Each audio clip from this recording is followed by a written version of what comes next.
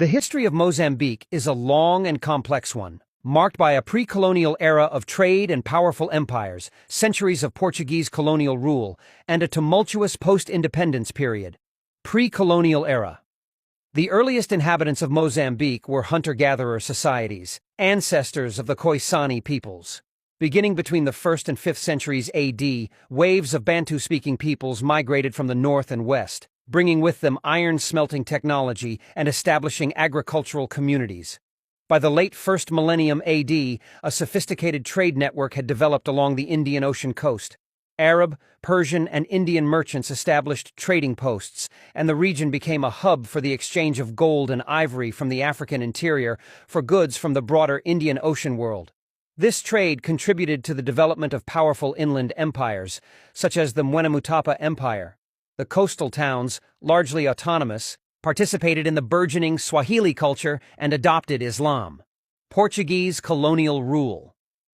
The arrival of the Portuguese navigator Vasco da Gama in 1498 marked a significant turning point.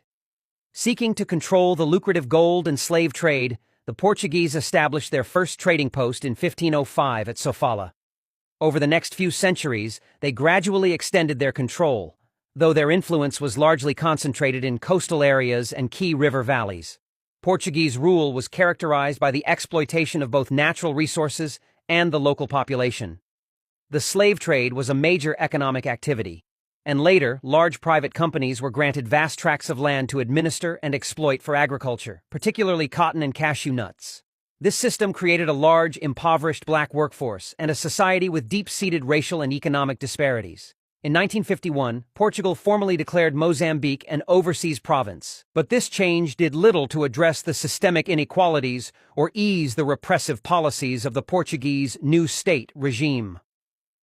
War of Independence and Civil War. The desire for self-determination and an end to colonial exploitation led to the rise of nationalist movements. In 1962, the Mozambique Liberation Front, Frelimo, was founded, and in 1964, it initiated a guerrilla war for independence. Frelimo received support from countries like the Soviet Union and China, while Portugal deployed a large military force to suppress the uprising. The war lasted for a decade, and it was ultimately a 1974 military coup in Portugal that brought an end to the conflict. A ceasefire was negotiated, and in 1975, Mozambique gained its independence. However, the country's troubles were far from over. Frelimo established a one-party, Marxist-Leninist state, leading to a long and brutal civil war from 1977 to 1992. The conflict pitted the Frelimo government against the anti-communist Mozambican National Resistance, RENAMO. The war, which was fueled by Cold War politics and external support from neighboring apartheid regimes, resulted in an estimated 1 million deaths and widespread destruction of infrastructure. Modern Mozambique. The Mozambican Civil War ended with a peace accord in 1992. The country transitioned to a multi-party democracy, and Frelimo won the first multi-party elections in 1994. While Frelimo has remained the dominant political force, the country has made strides towards stability and economic growth. Today, Mozambique continues to face challenges, including poverty, political tensions, and a more recent insurgency in the northern region. Nevertheless, the country is working to rebuild its economy and society, and its rich cultural heritage and natural beauty attract a growing number of visitors. Subscribe. Yes, that red button, press on to subscribe. Now, yeah, press that bell. That school bell, press am to the get our notification so that I go there among the first person to see our skits.